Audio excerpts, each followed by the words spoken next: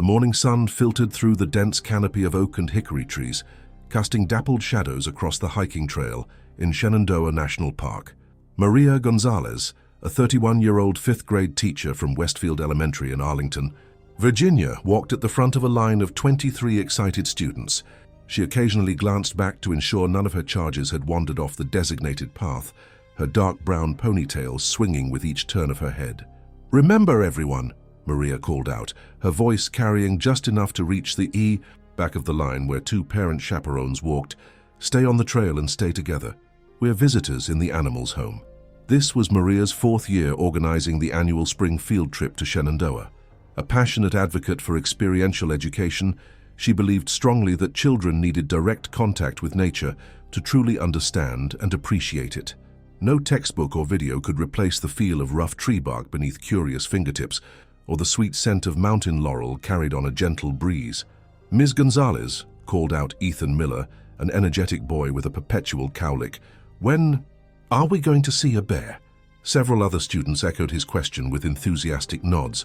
Bears were, unsurprisingly, the main attraction for most of the children. Despite Maria's careful preparation about the diverse ecosystem of the park, from the white-tailed deer to the salamanders that made their homes in the cool mountain streams, the possibility of seeing a black bear dominated the children's anticipation. "Remember our discussion, Ethan," Maria replied with a patient smile. "Bears are wild animals that generally avoid people. We probably won't see one, and that's actually a good thing. Bears that become too comfortable around humans often have to be relocated or worse." Maria had spent weeks preparing her students for this trip. They had studied the geography of the Blue Ridge Mountains, the history of the national park system, and the ecology of the forest. Most importantly, they had covered proper wilderness, behavior and safety protocols extensively, including what to do in the unlikely event of a bear encounter. Park Ranger David Wilson had visited their classroom the previous week for a special presentation. A weathered man in his 50s with salt and pepper hair and sun-creased eyes, he had captivated the students with his knowledge and stories from 20 years of working in the park.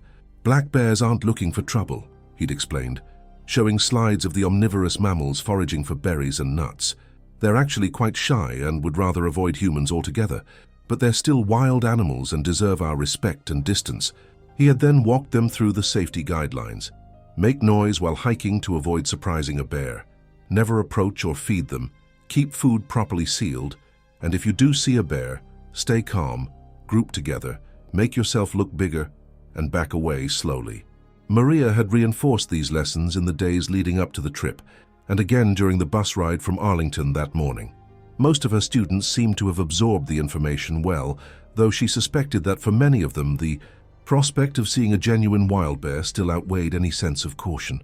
The group continued along the White Oak Canyon Trail, one of the more popular routes in the park due to its spectacular waterfalls.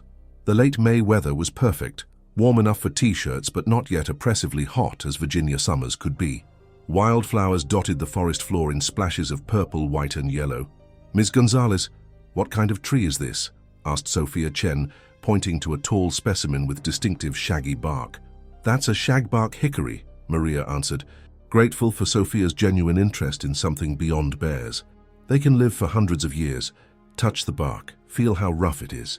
The group paused briefly as several students gathered around to feel the tree's unique texture. These were the moments Maria treasured as an educator, the spontaneous bursts of curiosity, the connections being formed between her students and the natural world. By midday, they had reached a small clearing beside one of the lower waterfalls, a perfect spot for lunch. The sound of water tumbling over ancient rocks provided a soothing backdrop as the children settled onto fallen logs and flat stones to eat their packed lunches. "Everyone remember to collect all your trash," Maria reminded them as she helped distribute sandwiches and fruit. "We don't want to leave any trace of our visit." Jessica Ramirez, one of the parent chaperones, approached Maria with a concerned expression. "The weather report is showing thunderstorms might roll in earlier than expected," she said quietly, showing Maria the radar image on her phone. "Should we start heading back after lunch?" Maria frowned, studying the approaching system. The original plan had been to continue a bit further up the trail to see the upper falls before turning back, but safety came first. "Yes, I think that's wise," she agreed. "We can always come back another time." As The children finished eating. Maria gathered them together to explain the change in plans. There were a few disappointed groans, but most seemed content with what they had already experienced. They had seen numerous birds, squirrels, a pair of white-tailed deer watching them warily from a distance, and even spotted a red-spotted newt crossing the path, all properly observed without disturbing the animals. "Before we head back," Maria announced, "let's take a class photo by the waterfall. It's such a beautiful backdrop." The children arranged themselves on the large flat rocks near the edge of the pool beneath the falls. Maria positioned herself at the center of the back row, wanting to ensure she could quickly intercept any student who might get too close to the water. Jessica held up her camera. "Everyone say Shenandoah! Shenandoah!" the group chorused, smiling widely. It was at that precise moment, as the camera clicked, that Maria noticed movement in the tree line about 30 yards behind them. Her smile froze as a large black bear emerged from the forest. The bear was bigger than Maria had expected. Probably a male, she thought distantly, remembering Ranger Wilson's information about how males could weigh up to 500 pounds. This one looked to be at least 300 pounds, with glossy black fur that caught the sunlight. It ambled toward the clearing with a deceptively casual gait, head swinging from side to side as it scented the air. Maria's heart hammered against her ribs.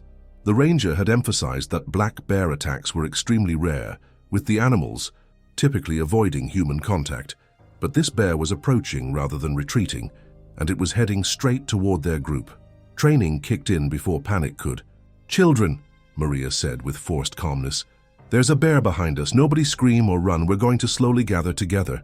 Several children turned to look, and a few gasped. To their credit, none screamed, though Maria could see fear blossoming on their faces. "Remember what Ranger Wilson taught us," she continued, stepping down from her rock to herd the students closer together. "We need to stay calm, stay together, and make ourselves look big." Jessica and Michael Peterson, the other parent chaperone, quickly moved to help gather the children. Jessica's face had gone pale, but she maintained her composure as she gently guided students into a tight group. "Everyone raise your arms slowly," Maria instructed, demonstrating by lifting her own arms above her head. "We want to look as big as possible. And let's all take a step back toward the trail very slowly." The bear had stopped its advance, now standing at the edge of the clearing. Its small, dark eyes studied the human group with what appeared to Maria to be curiosity rather than aggression. It lifted its nose, sniffing intently. "The food," Michael whispered urgently. "Some of the kids still have their lunches out." Maria glanced around and saw he was right. Several half-eaten sandwiches lay abandoned on napkins, along with open bags of chips and apples. "It's okay," she said, still keeping her voice steady for the children's benefit. "We're going to leave that and back away. The bear is probably just curious about the food smells." As if confirming her words, the bear dropped to all fours and moved toward the nearest abandoned lunch, bypassing the humans entirely. It sniffed, had a peanut butter sandwich before consuming it in 2 quick bites. "Everyone keep backing up, slowly," Maria directed. "Stay together and keep your arms up." The group began inching backward toward the trail, while the bear continued investigating the scattered food items. For a moment, Maria dared to hope they would escape the situation without incident. The bear seemed focused solely on the unexpected picnic windfall. They had almost reached the trail entrance when Ethan, who had been unusually quiet during the encounter, suddenly tripped over an exposed root. He fell backward with a startled cry, his backpack spilling open and releasing an unopened bag of beef jerky that rolled directly toward the bear. The bear's head snapped up at the sound, its attention abruptly diverted from the remaining sandwiches. It fixed its gaze on Ethan, who lay frozen on the ground, and then on the jerky package between them. "Don't move, Ethan," Maria called softly, her heart racing. "Stay very still." But the bear was already moving, lumbering with surprising speed toward the fallen boy and the tempting package of meat. Without hesitation, Maria broke from the group. "Keep backing away," she instructed Jessica and Michael, who stood wide-eyed with the other children. "Get them to the trail."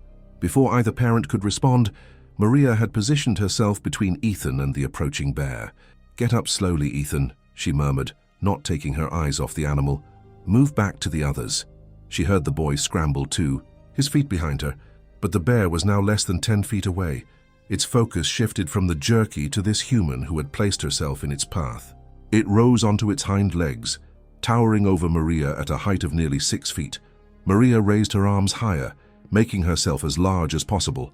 "Hey!" she shouted firmly, the way Ranger Wilson had demonstrated. "Go away!" The bear paused, seemingly startled by her aggressive display. For a heartbeat, Maria thought it might work, that the bear would decide this strange, noisy creature wasn't worth the trouble. Then the wind shifted, carrying the rich scent of the beef jerky more strongly toward the bear. Its hesitation vanished as hunger overcame caution. It dropped back to all fours and charged. Maria barely had time to register what was happening before the bear was upon her. She felt a searing pain as claws raked across her left arm, tearing through her light jacket and the skin beneath. The force of the impact knocked her backward, and she twisted awkwardly as she fell, a sharp jolt of pain shooting through her right ankle. Stunned and disoriented, Maria found herself on the ground with the massive animal looming over her. The bear's hot breath washed over her face, carrying the pungent scent of its recent meal. Its small eyes, appearing almost black, regarded her with what she could only interpret as irritation at this obstacle between it and more food. Someone was screaming.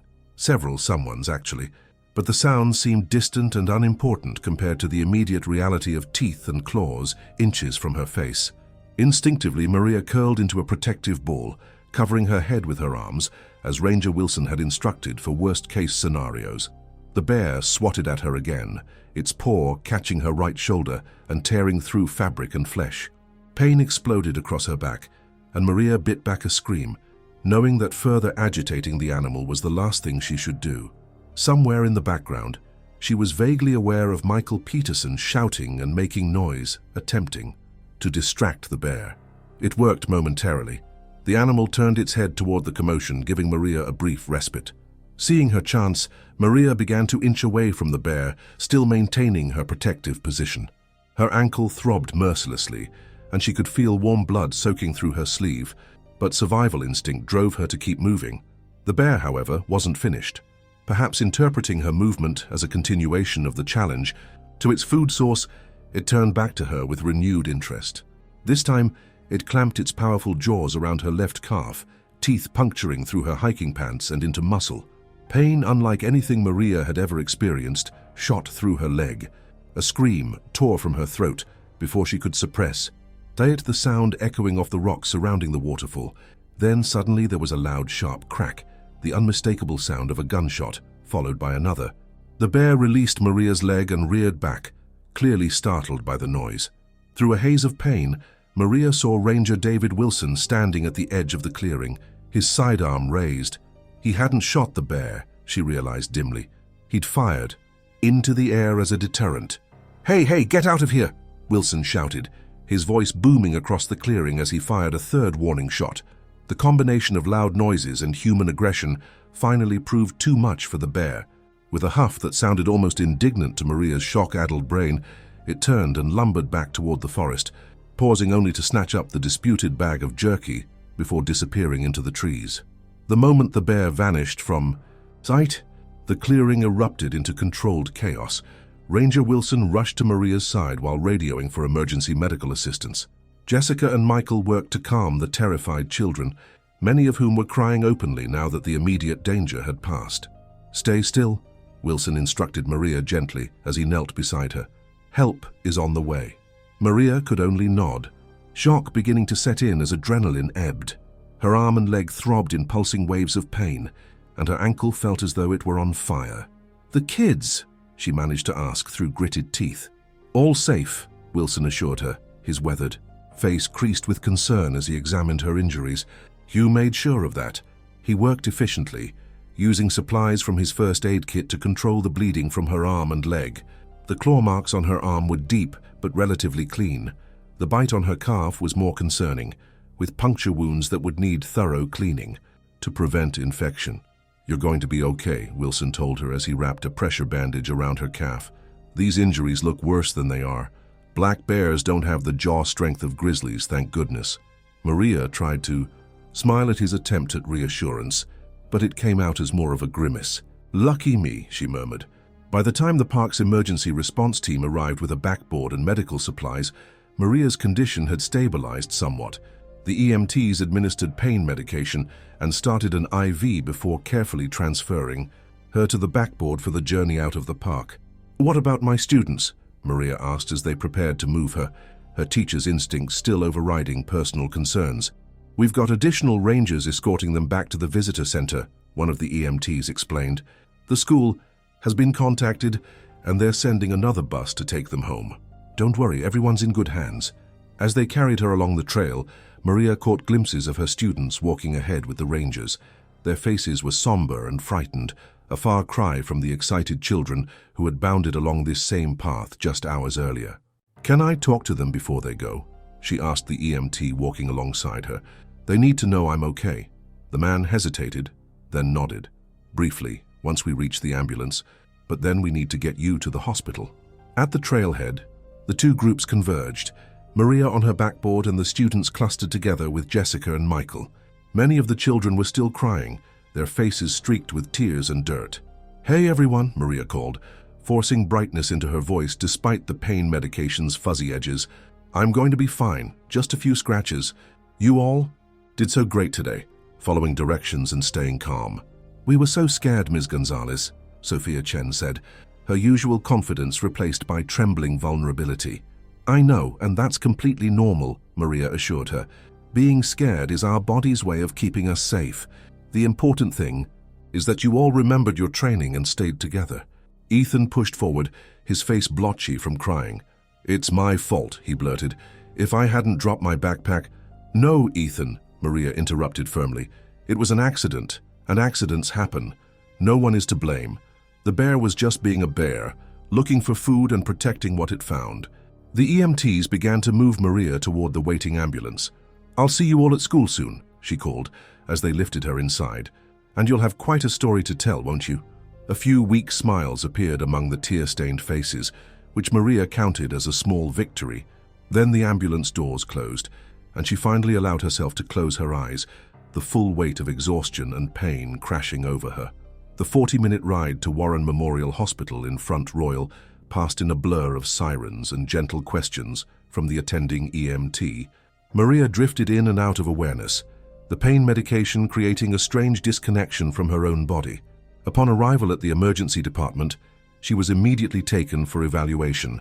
The ER doctor, a woman named Dr. Reynolds, with kind eyes and efficiently gentle hands, examined Maria's injuries with clinical precision. "You're very lucky," Dr. Reynolds commented as she cleaned the wounds on Maria's arm. "Black bear attacks are rare, and when they do occur, they can be much worse than this. These lacerations are deep but clean. They went through skin and some muscle, but didn't damage any major blood vessels or nerves." "What about my leg?" Maria asked, not daring to look at the injury herself. "The puncture wounds from the bite are our biggest concern," Dr. Reynolds explained. "Bear mouths carry a lot of bacteria, so infection is our primary worry. We'll clean these thoroughly, start you on antibiotics, and monitor closely. You'll also need a rabies prophylaxis series, just as a precaution." A series of x-rays confirmed what Maria had already suspected. Her ankle was sprained, though thankfully not broken. The doctor also ordered CT scans to ensure there were no internal injuries they had missed in the initial examination. "What's the recovery time looking like?" Maria asked as a nurse administered the first round of antibiotics into her IV. Dr. Reynolds considered the question. "For the wounds themselves, probably 4 to 6 weeks before they're fully healed, though you'll have scarring. The ankle sprain should improve significantly within 2 weeks, but it could be a month or more before it's completely back to normal. The psychological recovery." She paused. "That varies from person to person." Maria nodded, only beginning to process the long-term implications of what had happened. The school year would be over in less than 3 weeks. Would she even be back in the classroom before summer? "Break?"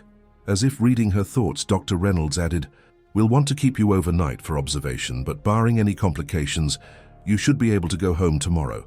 As for returning to work, that's something we'll discuss based on how you're healing, but I'd expect at least a week off your feet." Later that evening, after being moved to a regular room and settled in for the night, Maria received visitors, Principal Robert Morgan from Westfield Elementary and Vice Principal Diane Foster. "You're a hero, Maria," Principal Morgan said, his normally reserved demeanor softened by genuine concern. Every single student came back safe because of you.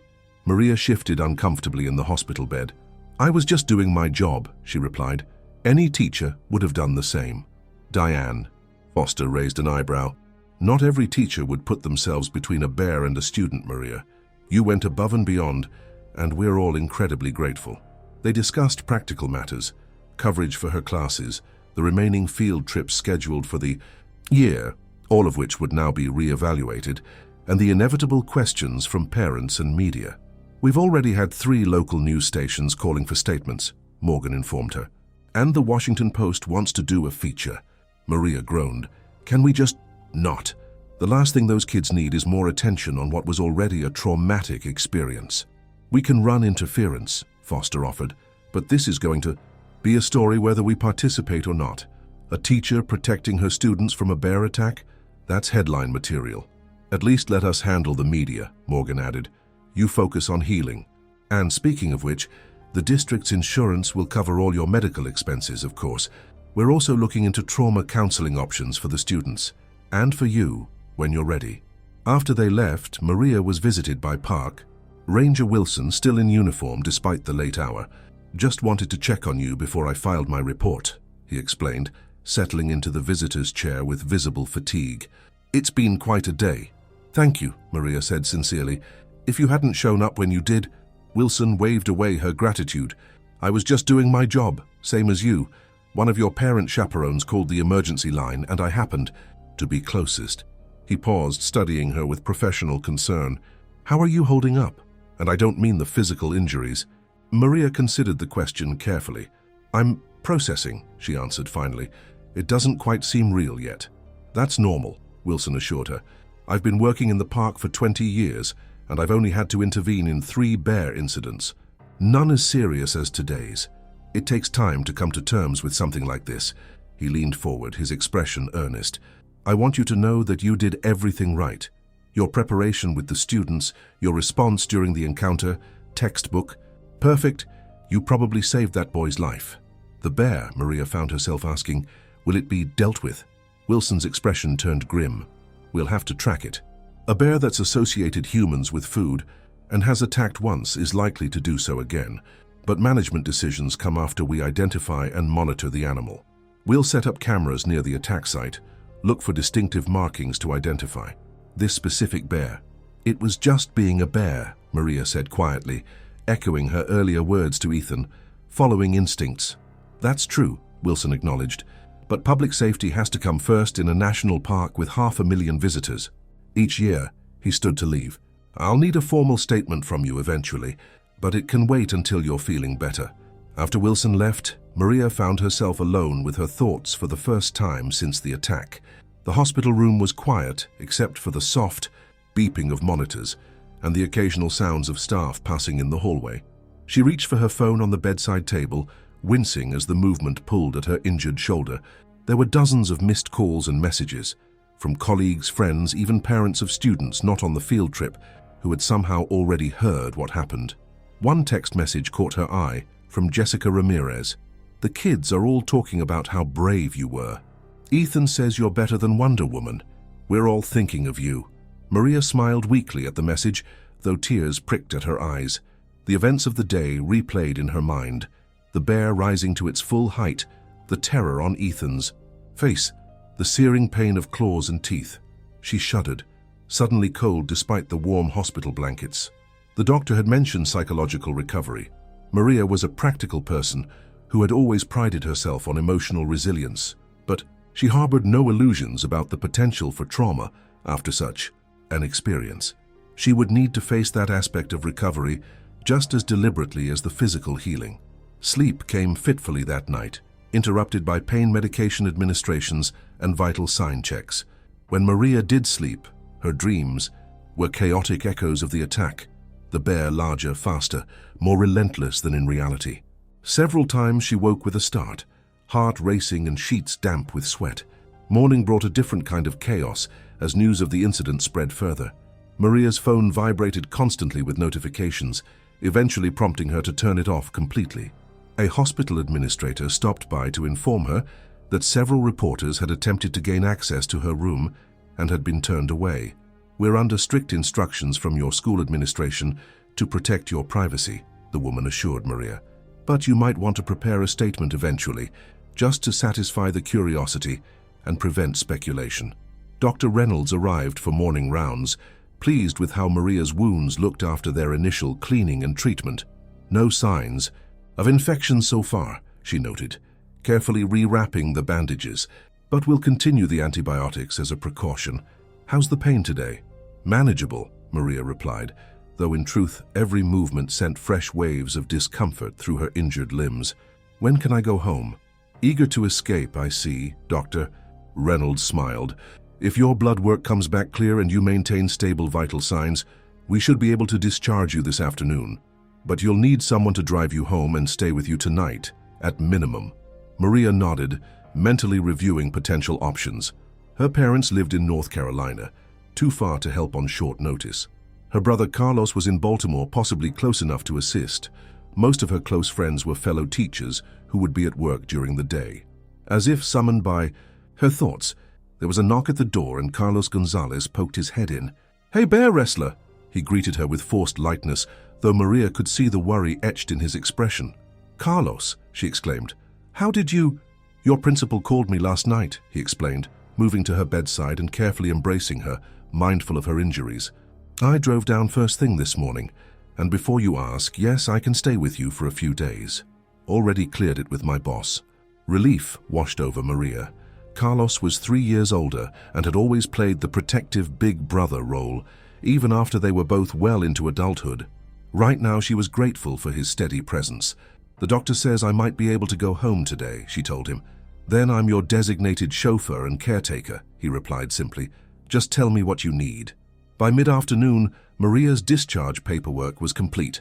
She left the hospital in a wheelchair, as per policy, with prescriptions for pain medication, antibiotics, and detailed wound care instructions. Getting into Carlos's car was an awkward process that left her breathing heavily from exertion and discomfort. "I feel like I've aged 50 years overnight," she muttered, as she finally settled into the passenger seat, her injured leg stretched awkwardly before her. "You've earned the right to move like a grandma for a while," Carlos replied carefully, closing her door before walking around to the driver's side. The 40-minute drive from Front Royal to Maria's apartment in Arlington passed mostly in comfortable silence. Maria watched the Blue Ridge Mountains recede in the side mirror, their familiar silhouette now carrying new associations she wasn't sure she would ever shake. At her apartment building, Carlos handled everything: parking, fetching a borrowed wheelchair from the trunk, courtesy of the hospital's social worker, and helping Maria navigate the thankfully accessible entrance to her first-floor unit. Once inside, the familiar surroundings of her home provided both comfort and a strange sense of disconnection. Less than 36 hours ago, she had left for what should have been a routine field trip, with no inkling of how dramatically her life was about to change.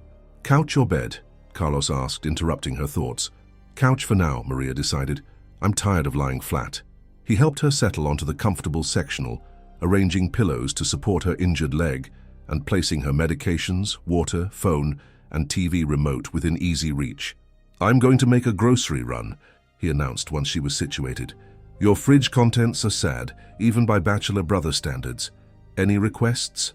"Something that isn't hospital food," Maria replied with a tired smile. Alone in her apartment, Maria found herself restless despite her physical exhaustion.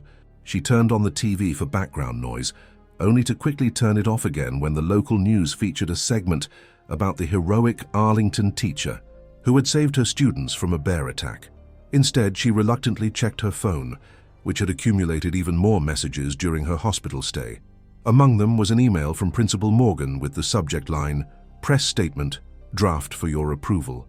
The attached statement was brief and factual, acknowledging the incident, confirming that all students were physically unharmed, praising Maria's quick actions, and requesting privacy for all involved as they processed the experience.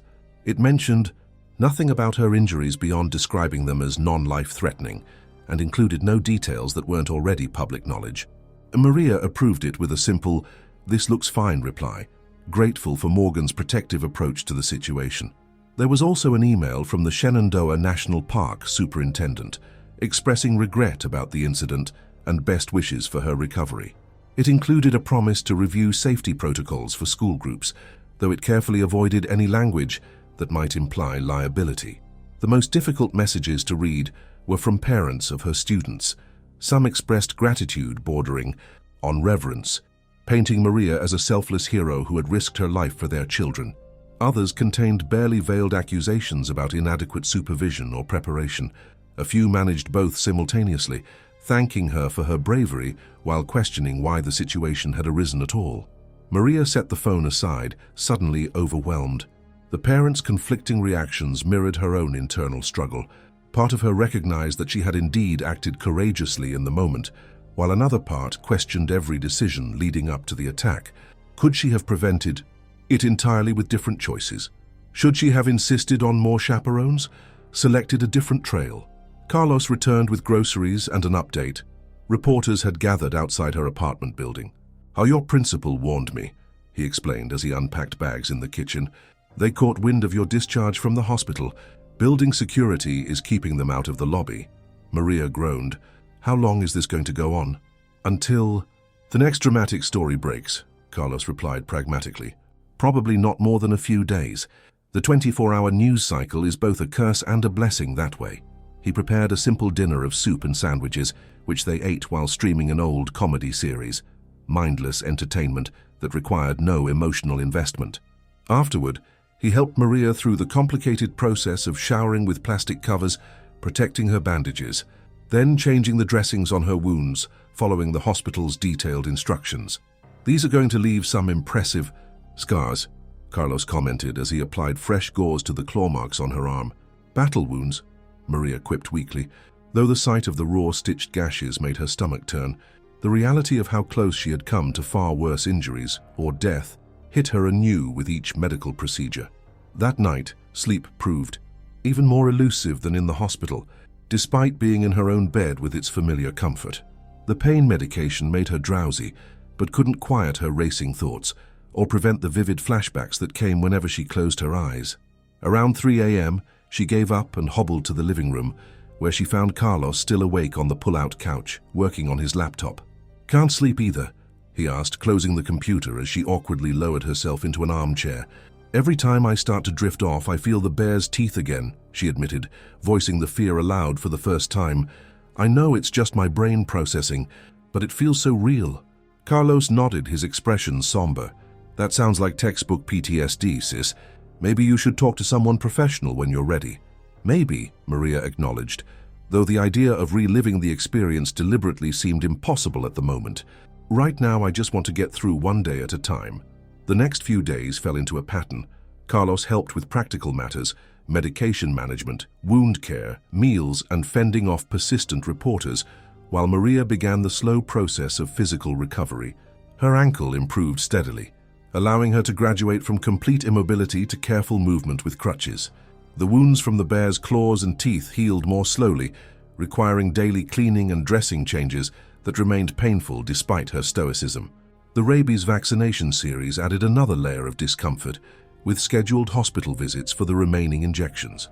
On Friday afternoon, 3 days after the attack, Principal Morgan and Vice Principal Foster visited with flowers, a care package from the school staff, and a large envelope. "Cards from your students," Foster explained as she handed Maria the envelope. "They've been working on them all week. Art therapy, our counselor calls it." Maria opened the envelope to find handmade cards from each of her 5th graders. Many featured colorful drawings of her standing tall and brave, and often unrealistically large, against a rather cartoonish bear. The messages inside ranged from simple get-well-soon wishes to heartfelt thank yous and declarations that she was the best teacher ever. Ethan Miller's card stood out, a carefully drawn scene showing Maria standing between him and the bear, with no exaggeration of proportions or cartoon elements. Inside, he had written simply, "Thank you for saving my life. I'm sorry about your leg." "How are they doing?" Maria asked, carefully setting the cards aside as tears threatened. "Processing," Morgan replied, echoing her own description from the hospital. "We've had counselors working with them individually and as a group. Some are having nightmares, which is to be expected. A few parents have reported anxiety about outdoor activities, but kids are resilient, probably more so than adults, in many ways. The district has approved trauma counseling sessions for anyone who needs them, Foster added. That includes you when you're ready. They discussed Maria's recovery timeline and work arrangements. The school would have a substitute cover her class for at least 2 weeks, with the possibility of extension depending on her healing progress. There was also the option of returning part-time initially, perhaps to handle planning and grading, while another teacher managed the classroom. We're also reviewing all field trip protocols, Morgan informed her. Not because anyone did anything wrong, he hastened to add, seeing Maria's expression, but because we always look for improvement opportunities after any incident.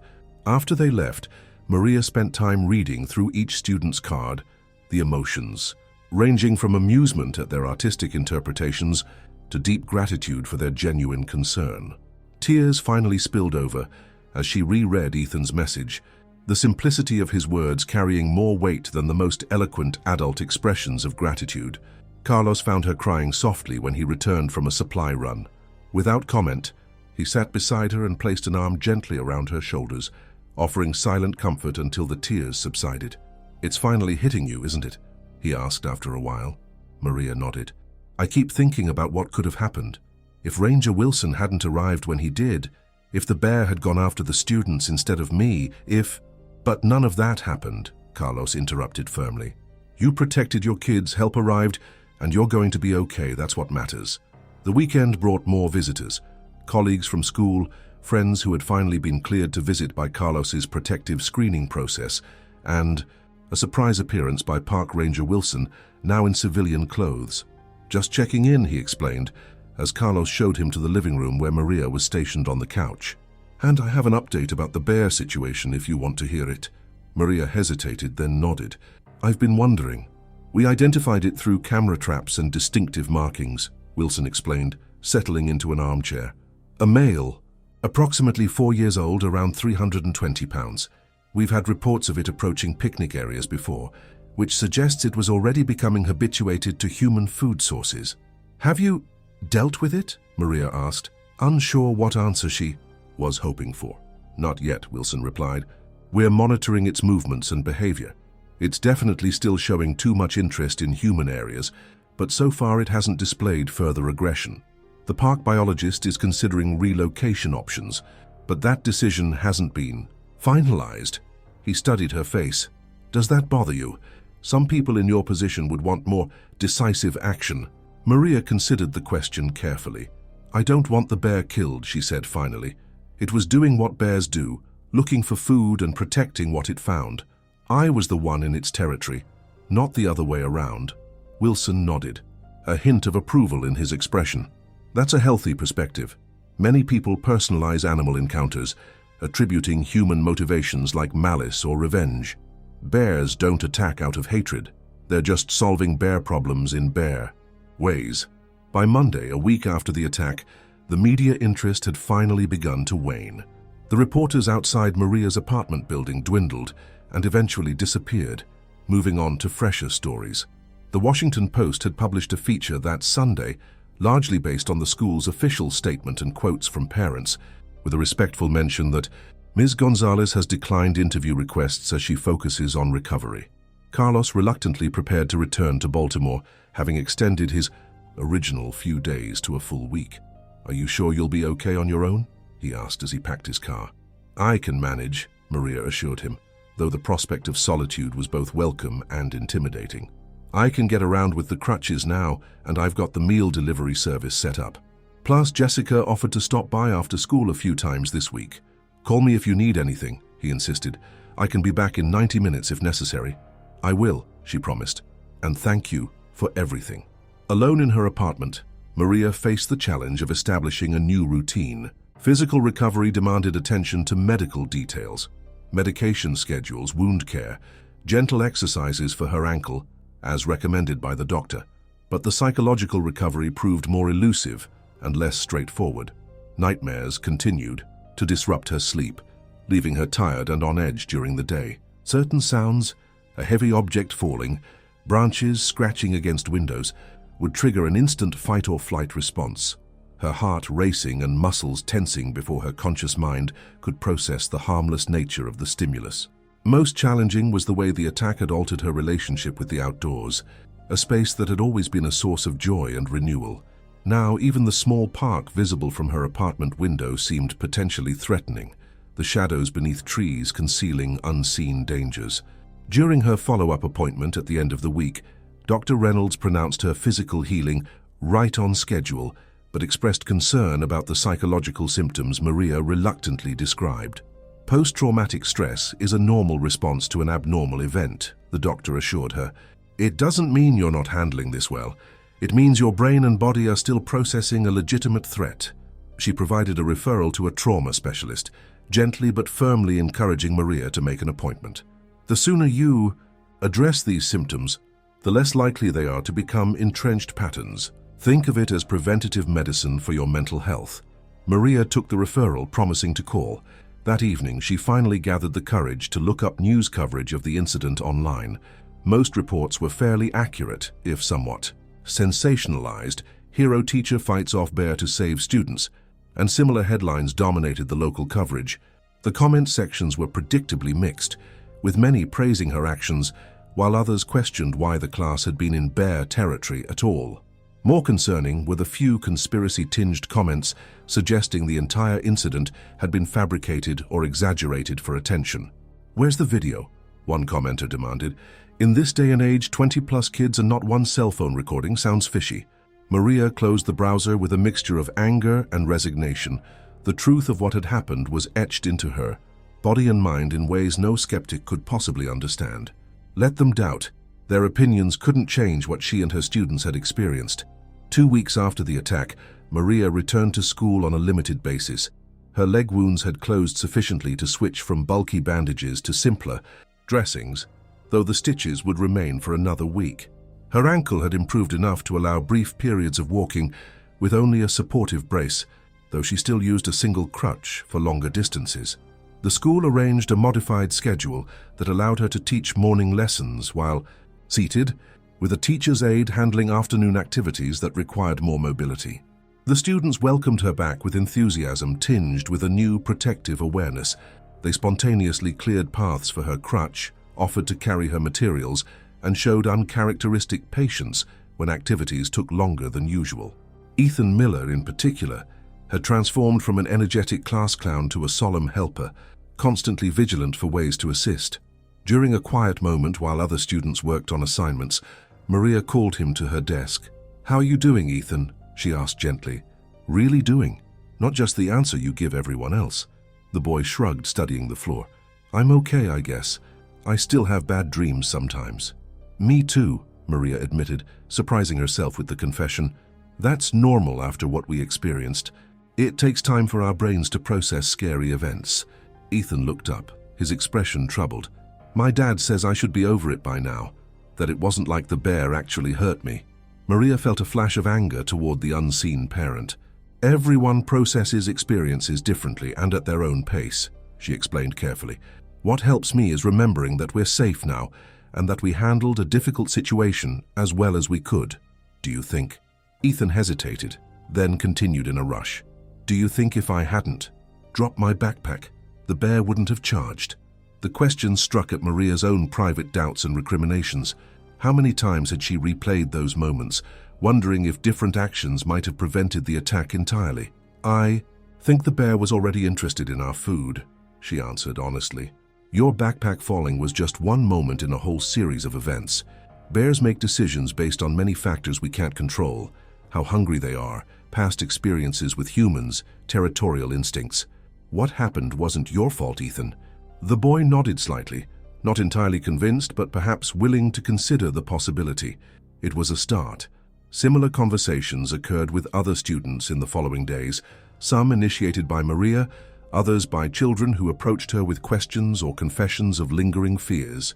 She found that her own healing seemed to accelerate as she helped her students process their experiences, the teacher in her naturally rising to this unexpected educational challenge.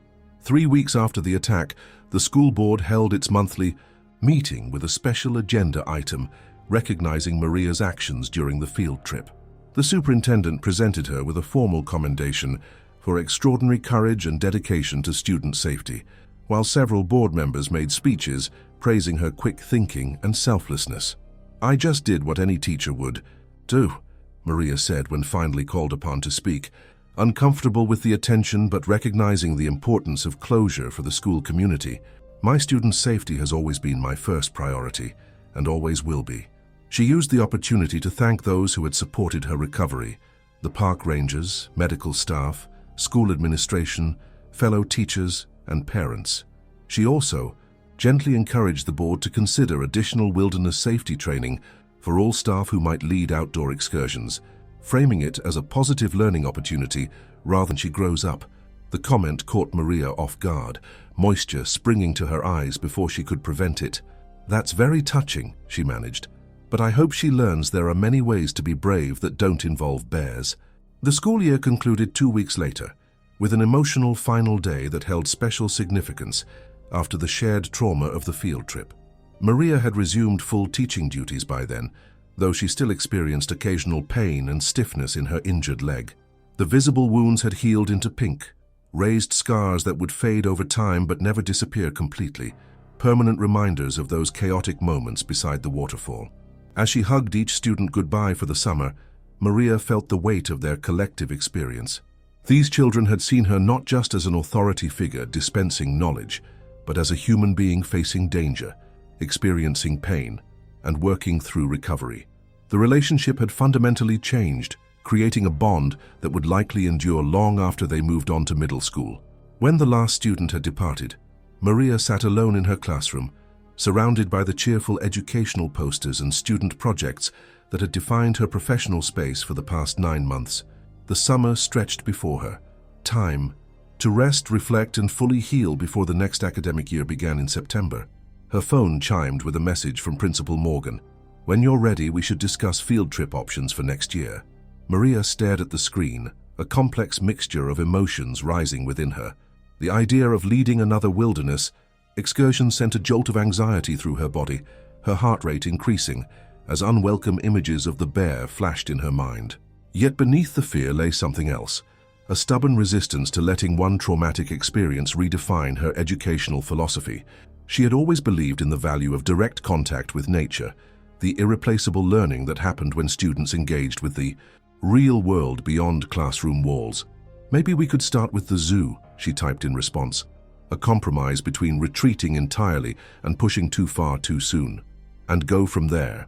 Morgan's reply came quickly. "Perfect. One step at a time."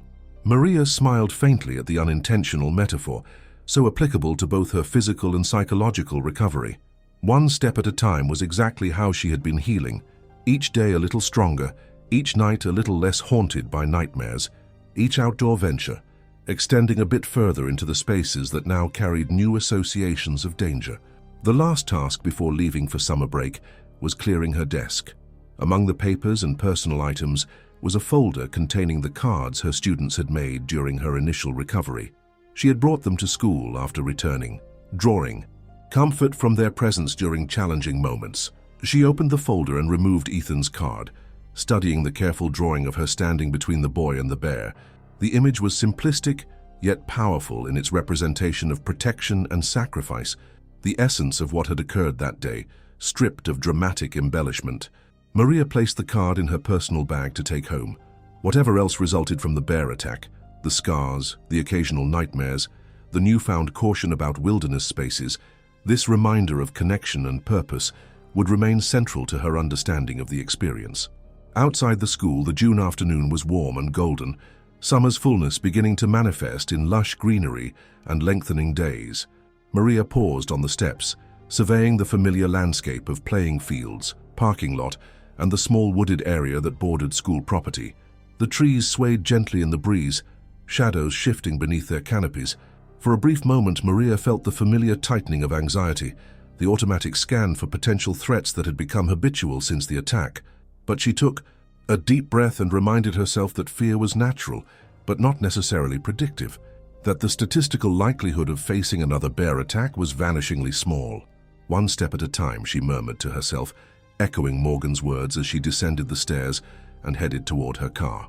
In Shenandoah National Park, 40 miles away, a male black bear foraged among blueberry bushes in the late afternoon sunlight. Its movements were unhurried and deliberate, powerful muscles shifting beneath glossy fur as it moved from one patch to another, occasionally raising its head to scent the air for potential threats or opportunities. The bear paused briefly as distant human voices carried on the wind, hikers on a trail beyond the ridgeline, but after a moment's assessment, it simply returned to its berries. The encounter beside the waterfall weeks earlier had left no lasting impression beyond a reinforced association between human scents and potential food rewards, a dangerous connection for both species. Park rangers had been monitoring this particular bear since the attack, documenting its movements through camera traps and occasional visual sightings. Its continued interest in human areas remained concerning, but relocation efforts had been temporarily delayed by bureaucratic hurdles and debates about appropriate destinations. For now, the bear continued its solitary existence, guided by instincts honed through millennia of evolution, seeking calorie-dense foods, avoiding unnecessary confrontations, and solving each day's problems with the tools and behaviors available to its species. It harbored no malice toward the humans who had entered its territory, just as it held no grudge against the rangers who occasionally fired deterrent rounds to drive it away from campgrounds. In the cool depths of the forest, far from human understanding or judgment, the bear simply was. A wild creature moving through a world increasingly shaped by human presence, navigating the shrinking boundaries between wilderness and civilization the only way it knew how. As twilight descended over Virginia, Maria Gonzalez and the bear that had altered her life continued their separate journeys, connected by memory and scars on one side and not at all on the other. The human would never forget the encounter that had tested her courage and commitment to her students. The bear had already forgotten it entirely, the moment existing now only in ranger reports, medical records, news archives, and the complex landscape of human memory. And perhaps that difference, the weight of meaning assigned by human consciousness versus the uncluttered immediacy of animal existence, represented the truest division between their worlds, a gap far wider than the physical distance that separated them as darkness fell over the mountains and valleys they both, in their different ways, called home. Now let's move on to the story of the next survivor. The last rays of summer sunlight stretched across Maple Creek Farm, casting long shadows over the weathered barns and outbuildings that had stood sentinel on this parcel of Blue Ridge foothill country for nearly 80 years. Benjamin Ben Carter wiped sweat from his brow with a faded bandana, the cloth darkened with the honest dirt of a day spent mending fences along the eastern edge of his property. At 39, Ben's face carried the weathered lines of someone who'd spent his life outdoors, deep crow's feet fanning from blue eyes that squinted more often against sun than computer screens, and a permanent tan that no winter fully erased. The Carter family had worked this land since Ben's grandfather purchased it in 1945 after returning from the Pacific. What had started as 40 acres had expanded to just over 100 through careful saving and strategic purchases over the decades. While the larger agricultural operations north toward Virginia often struggled, Ben had managed to find a sustainable balance, diversifying beyond the traditional tobacco that had once dominated the region. His small herd of grass-fed cattle, free-range chickens, and seasonal produce kept the farm profitable enough. Not wealthy by any means, but stable in a way many of his neighbors envied. As he gathered his tools into the bed of his 2012 Ford F-150, the familiar weight of the day's labor settled comfortably in his muscles. Tonight would be a quick dinner, a shower, and likely falling asleep before 9, same as most nights when the farm demanded his full attention. Rachel, his wife of 14 years, had texted earlier that she'd be late getting home from her job at the county health department in Asheville. Their children, Ellie, 12, and Jason, 10, were staying with Rachel's mother in town until tomorrow, giving Ben a rare night alone on the farm. The quiet was both pleasant and disorienting. Without the children's chatter or the background noise of Rachel's evening routine, the farmhouse felt temporarily untethered from its normal rhythms. Ben heated up leftover meatloaf and potatoes, eating at the kitchen counter while half listening to the evening news. The weather forecast predicted continued dry conditions, a growing concern as August stretched on without the rain his pastures needed. After rinsing his plate, Ben decided to make one final check on the animals before turning in. The cows were already settled in the south pasture, dark shapes growing indistinct in the fading light. The chicken coop, however, would need its nightly securing. Predators were a constant concern in these parts, foxes, raccoons, the occasional coyote. Just last week, the Thompsons, 2 miles down the road, had lost 3 hens to something that had dug under their fencing. The evening air had cooled enough to make the walk pleasant. As Ben trudged along the well-worn path that connected the farmhouse to the collection of outbuildings, crickets had begun their nightly chorus, and somewhere in the distance, a barred owl called into the gathering dusk. It was this time of day Ben loved most, the transition between the structured demands of daylight and the mysterious quiet of rural night. The chicken coop was a solid structure he'd rebuilt 4 years ago, replacing the aging original with a design he'd modified from plans found online. 26 hens and 2 roosters called it home, producing enough eggs to supply not only his family, but also a small stand at the weekend farmers market in town. As he approached, Ben noticed something odd about the usual pre-bedtime clucking of his flock. Instead of the gentle settling sounds, there was agitated movement inside the coop. Probably just that damn possum again, Ben muttered to himself, quickening his pace slightly. But as he rounded the corner of the feed shed, Ben stopped dead in his tracks. The gate to the chicken yard hung open, not wide but enough to immediately signal something was wrong. He always latched it securely. Had he forgotten today? No, he distinctly remembered checking it after collecting eggs that morning. A flash of movement near the coop entrance caught his eye, something far larger than any possum or raccoon. In the dimming light, Ben made out the unmistakable silhouette of a black bear, its attention focused entirely on the entrance to the henhouse. Ben's heart rate spiked. Bear sightings weren't uncommon in this part of North Carolina. The population had rebounded significantly over recent decades, but encountering one on his property, this close to his livestock, was another matter entirely. He'd seen them occasionally at the forest edge or crossing distant fields, but never this close to the farm buildings. The bear hadn't noticed him yet. It was young, not a cub, but not fully grown either, probably a 2- or 3-year-old that had recently left its mother. Even at this smaller size, it likely weighed close to 200 pounds. The animal's black fur blended with the growing shadows, making it seem like a piece of the dusk had broken free to investigate the scent of chickens. Ben's mind raced through what he knew about black bears. Generally shy, more likely to flee than confront humans, but still wild. Animals with unpredictable behavior, especially when food was involved. The chicken coop was clearly the attraction, with the scent of eggs and birds too tempting for a hungry bear to ignore. He should back away slowly, return to the house, and call the North Carolina Wildlife Resources Commission. That was the protocol. That was the smart thing to do. But the sound of frightened chickens, birds he'd raised from chicks, triggered something protective in Ben. "Hey!" he called out, his voice sharper than intended. "Get out of there!" The bear's head whipped around, ears perked forward, small eyes catching what little light remained as it focused on Ben. For a moment neither moved, a tableau of surprise frozen between species. Then the bear made a huffing sound, neither aggressive nor particularly fearful, seemingly assessing this new development. Ben knew enough about bear encounters to understand that appearing large was important. He raised his arms, tried to make himself seem bigger. "Go on now. Get!" he shouted, clapping his hands together sharply. Instead of retreating as Ben hoped, the bear turned fully toward him.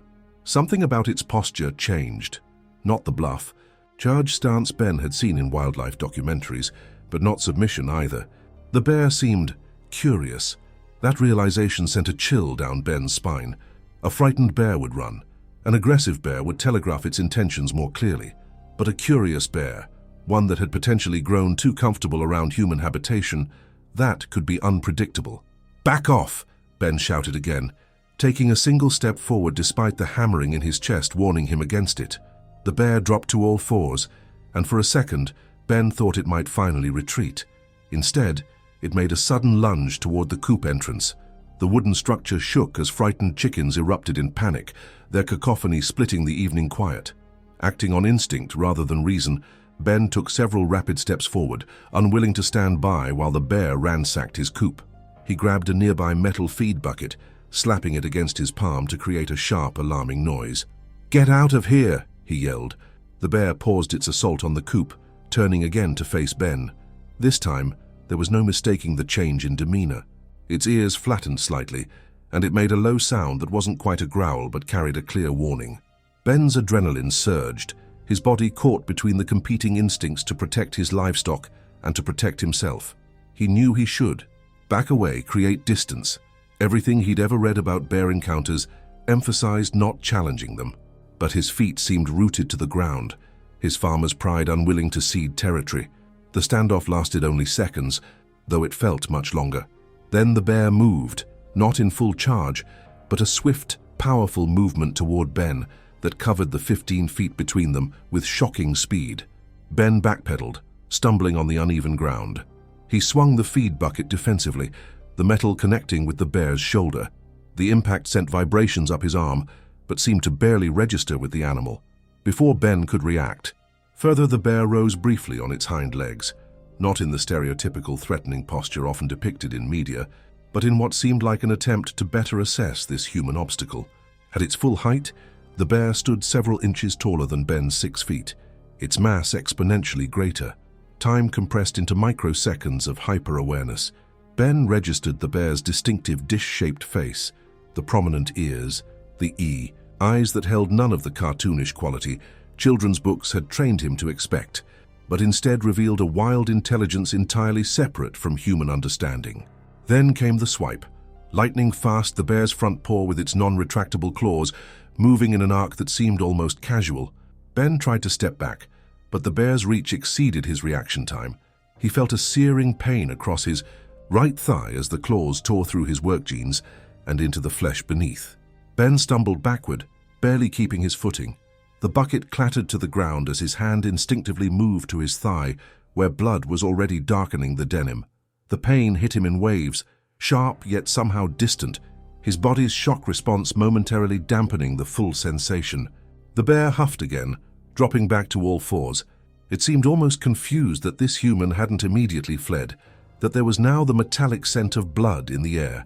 For a terrifying moment, Ben feared the bear might press its advantage, might recognize him as wounded prey. His hand fumbled behind him, searching for anything that might serve as a weapon or barrier. Instead, the bear turned abruptly, redirecting its attention to the chicken coop. With one powerful movement, it broke through the wooden slats beside the door that Ben had so carefully constructed. The sound of splintering wood mingled with renewed chicken panic.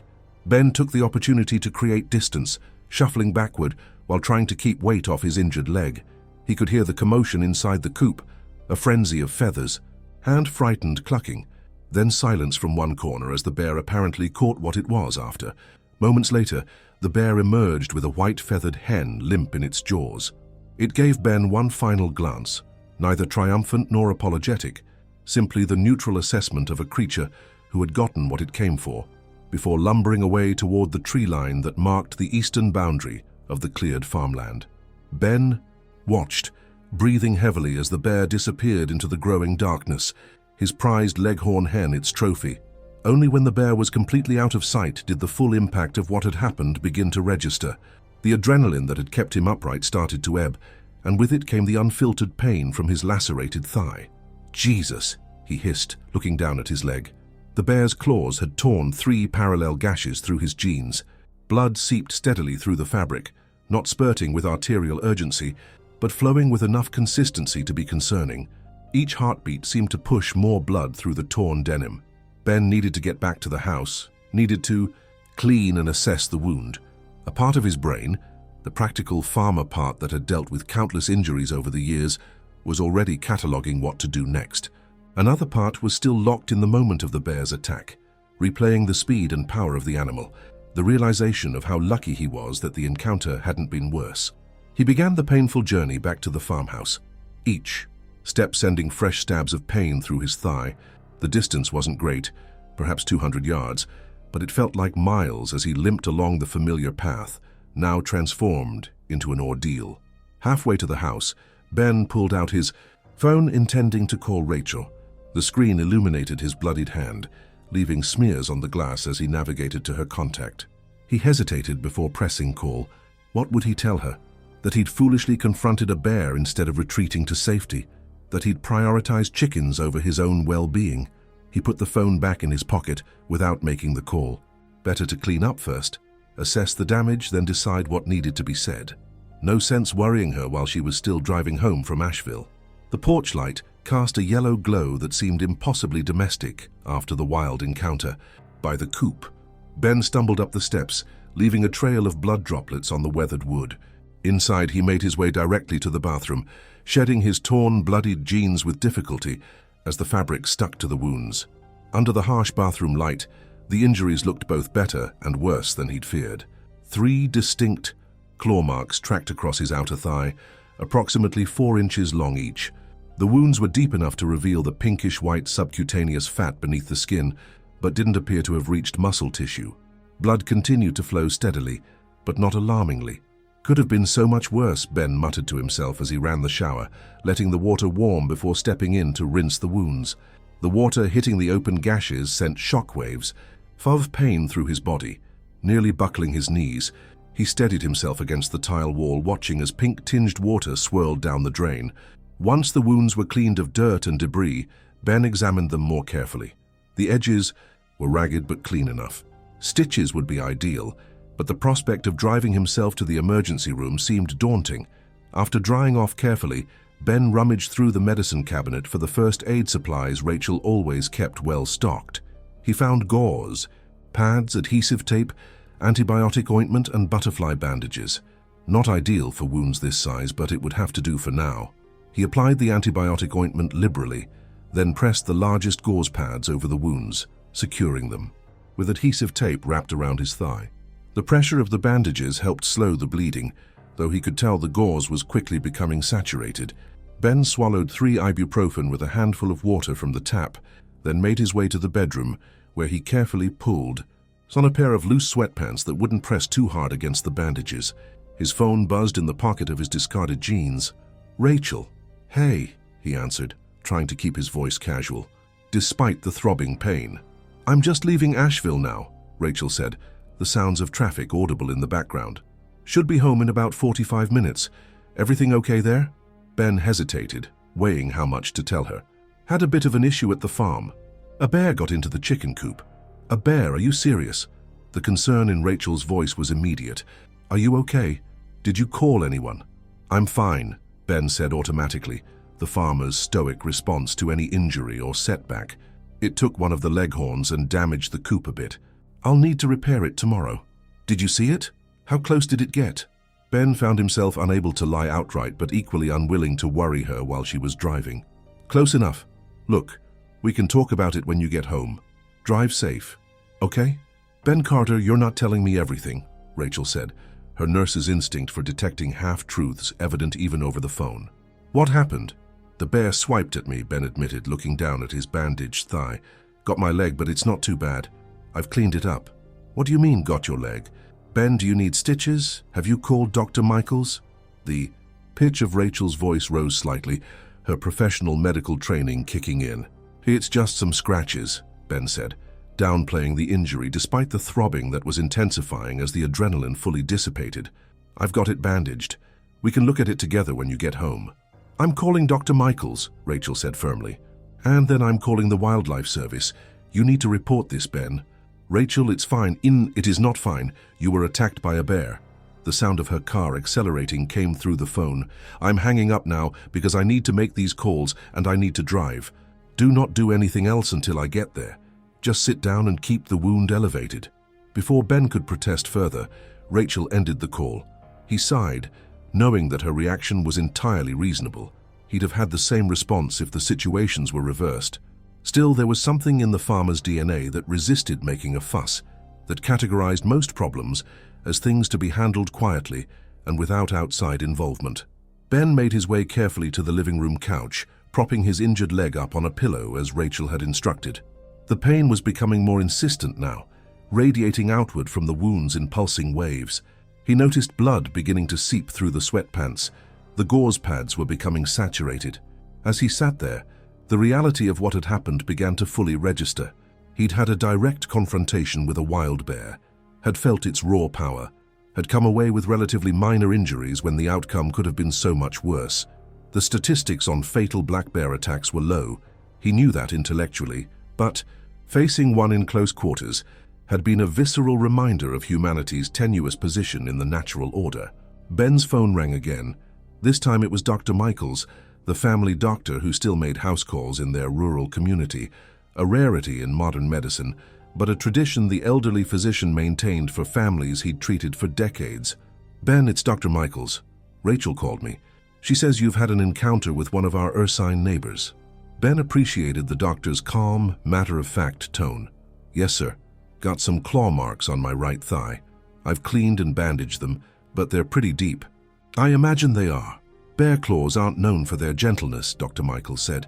"I'm finishing up with a patient here, then I'll drive out to your place. Should be there in about an hour. In the meantime, keep pressure on the wounds and keep your leg elevated. If the bleeding increases significantly, or you start feeling lightheaded, you call 911 immediately." "Understood." "Yes, sir," Ben said, grateful for the doctor's directness.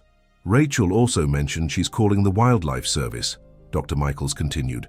"That's the right thing to do. These encounters need to be documented, especially if the bear is showing unusual behavior by approaching buildings and people." "I don't think it was being aggressive exactly," Ben found himself explaining. "It was after the chickens. I just got in the way. Regardless, they'll want to know. The rangers need to track these incidents. Now, I'll see you soon. Rest until then." After Dr. Michaels hung up, Ben leaned his head back against the couch cushions, suddenly feeling exhausted. The combination of the day's physical labor, the adrenaline crash from the bear encounter, and the steady pain from his wounds left him drained. He must have dozed off, because the next thing he registered was the sound of Rachel's car pulling into the gravel driveway. Moments later, she burst through the front door, her face tight with worry. "Ben," she called before even closing the door behind. "Her? In here," he responded, trying to sit up straighter on the couch. Rachel rushed into the living room, dropping her purse and keys on the coffee table as she knelt beside the couch. Her dark hair was pulled back in the practical ponytail she wore for work, and her eyes, the same deep brown that their daughter had inherited, quickly assessed his condition with professional efficiency. "Let me see," she said, already gently pulling at the waistband of his sweatpants. Ben winced as she carefully peeled away the blood-soaked gauze. Rachel's sharp intake of breath told him the wounds looked worse than he'd initially thought. "Jesus, Ben," she whispered, examining the 3 gashes. "These are deep. You definitely need stitches, maybe even antibiotics. Bear claws carry all kinds of bacteria." "Dr. Michaels is on his way," Ben said, watching her face as she inspected the injuries. "Good." Rachel stood up and went to the kitchen, returning with fresh towels and their more extensive first aid kit. "The wildlife officer called me back while I was driving. He's coming out tomorrow morning to take a report and check for signs of the bear." "Seems like a lot of fuss," Ben said, though the persistent throbbing in his leg was making a convincing counter-argument. Rachel gave him a look that instantly transported him back to similar moments throughout their marriage, times when his stubborn self-reliance collided with her practical concern. "A black bear attacked my husband and is now wandering around our property where our children play," she said evenly. "So yes, I'm making a fuss." She carefully applied fresh gauze to the wounds, taping it securely in place. "The wildlife officer, Ranger Dupree, I think he said, asked a bunch of questions about the bear. Size, behavior, whether it seemed habituated to humans. It was young," Ben said, recalling the encounter. "Not full-grown. Maybe 200 pounds. Didn't seem particularly afraid of me, which I guess isn't great." "No, it's not," Rachel agreed. That's exactly what the ranger was concerned about. Bears that lose their natural wariness of humans can become problematic. The conversation paused as headlights swept across the living room wall, Dr. Michaels arriving. Rachel went to meet him at the door while Ben remained on the couch, the reality of the situation settling over him in layers. What had started as a routine evening check on the chickens had escalated into a wildlife incident, requiring medical attention and official reports. Dr. Michaels entered the living room, carrying his old-fashioned leather doctor's bag, his silver, hair and wire-rimmed glasses, giving him the appearance of a country doctor from another era. At 72, he'd been caring for the Carter family since before Ben and Rachel were married. "So you decided to wrestle with one of our local bears," Dr. Michaels said by way of greeting, his dry humor unchanged despite the hour and circumstances. "Let's have a look at what you've won for your efforts." Rachel helped Ben position himself better on the couch as Dr. Michaels opened his bag and pulled on latex gloves. He removed the fresh bandages Rachel had applied and examined the wounds with practiced eyes. He said, gently probing the edges of the lacerations. 3 nice parallel slashes, classic bear signature. You're lucky. These are deep but clean. No jagged tearing like you might get from a defensive swipe. Is that good? Ben asked, wincing as the doctor's fingers moved along the wounds. Means it wasn't putting its full force into it, Dr. Michaels explained. Probably more of a warning than an attack. If a bear this size wanted to do real damage, we'd be having a very different conversation. He cleaned the wounds again with antiseptic that stung fiercely, then prepared a local anesthetic. I'm going to numb the area and put in some stitches. These are too deep to close with just butterfly bandages. As the doctor worked, injecting the anesthetic at several points along the wound margins, he continued his assessment. No significant muscle damage that I can see. These should heal well as long as we prevent infection. The anesthetic began to take effect, the sharp pain transforming into a strange pressure sensation as Dr. Michaels prepared to suture the wounds. Rachel sat beside Ben, holding his hand, even though the procedure itself was now relatively painless. Rachel tells me you're getting a visit from Wildlife Resources tomorrow, Dr. Michaels said as he began the first suture. Good thing. I've heard there have been more bear sightings this summer than usual. The drought's probably pushing them closer to farms looking for food and water. That's what I figured, Ben said. The creek that runs through our backwoods is pretty low, and I guess chickens are an easy meal compared to foraging in dried-up berry patches. Nature's opportunists, bears, Dr. Michaels nodded. Incredibly adaptable. That's how. They've survived alongside our expansion into their territory. They go where the food is easiest to get. As the doctor continued stitching, 14 sutures in total across the 3 lacerations, he explained that he would prescribe a course of antibiotics to prevent infection, along with stronger pain medication than the over-the-counter ibuprofen Ben had taken. You'll need to keep weight off this leg as much as possible for the next few days, he instructed. No farm work. Ben started to protest, but Rachel cut him off. I'll make sure of it, doctor. The kids and I can handle the essential chores, and I'll call Jason Thompson to help with anything heavier. Good, Dr. Michaels said, finishing the last suture and beginning to apply fresh bandages. I want to see you in my office in 3 days to check for any signs of infection, and if you notice increased pain, redness, swelling, or fever before then, call me immediately. Once the bandaging was complete, Dr. Michaels packed up his supplies and wrote out prescriptions for the antibiotics and pain medication. Rachel, you can pick these up at the 24-hour pharmacy in Asheville if you want him to start. Them tonight, otherwise first thing tomorrow will do. I'll go tonight, she said firmly. As Rachel walked the doctor to the door, Ben heard them speaking in lower tones, no doubt discussing additional concerns or care instructions that Dr. Michaels thought better not to burden Ben with directly. It was a familiar dynamic, the doctor and nurse conferring while the patient was kept partially informed. When Rachel returned, her expression was composed but serious. I'm going to head to the pharmacy now. Do you need anything else while I'm out? I'm okay, Ben said, feeling both physically and emotionally drained, just tired. Rachel knelt beside the couch again, gently brushing his hair back from his forehead, a gesture she'd used countless times with their children when they were ill or injured. You could have been killed, Ben, she said softly, her professional composure momentarily giving way to the fear she'd been managing since his phone call. I know, he admitted. I shouldn't have approached it.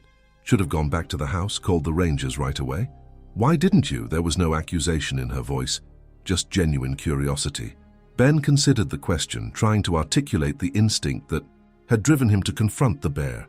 It was going after our chickens, our livelihood. I just reacted. Rachel sighed, a sound that contained equal parts frustration and understanding. Next time, remember that chickens can be replaced. You can't. She stood and gathered her keys and purse again. Try to rest. I'll be back as soon as I can with your medication. After Rachel left, Ben found himself alone with his thoughts again. The numbing agent was beginning to wear off, returning sensation to his thigh in uncomfortable increments. Beyond the physical discomfort, there was something else, a feeling he couldn't quite name. Not exactly fear, though that had certainly been present during the encounter itself. Perhaps it was a newfound respect, a recalibration of his understanding of his place in the rural environment he'd inhabited all his life. Growing up in these foothills, Ben had always been aware of bears as a presence in the surrounding forests. He'd seen them at a distance, had learned all the precautions about securing trash and food sources, had taught his children what to do if they ever encountered one. But until today, bears had existed in a category of potential rather than immediate concern, like lightning or flash floods, acknowledged dangers that rarely manifested directly in his life. Now, having felt the power behind those claws, having looked into those impassive eyes, the abstract had become tangible. The pain in his leg was a visceral reminder of vulnerability, of the thin veneer of control that humans maintained over their rural existence. Ben must have drifted off again, because he awakened to Rachel gently shaking his shoulder. She had a glass of water in one hand and 2 pills in the other. The antibiotics, she explained, and something stronger for the pain than ibuprofen. Ben took the medication without protest, suddenly aware of how much his leg was throbbing now that the doctor's localized anesthetic had fully worn off. "Let's get you to bed," Rachel said. "You'll be more comfortable there." With Rachel's help, Ben managed to stand, keeping most of his weight on his uninjured leg. The short journey to their bedroom seemed much longer than usual, each step sending fresh pain through his thigh, despite Rachel's supporting arm around his waist. Once he was settled in bed, Rachel carefully arranged pillows to elevate his injured leg. The stronger pain medication was already beginning to take effect, creating a slight floating sensation that dulled the sharp edges of his discomfort. "I called Ellie and Jason at your mom's," Rachel said, sitting on the edge of the bed. "Told them you had a minor accident on the farm and that they should stay with Grandma tomorrow so you could rest." "Did you tell them about the bear?" Ben asked, his words slightly slurred as the medication worked through his system. "No," Rachel shook her head. "I didn't want to scare them. We can decide how much to share when they come home." Ben nodded, grateful for her foresight.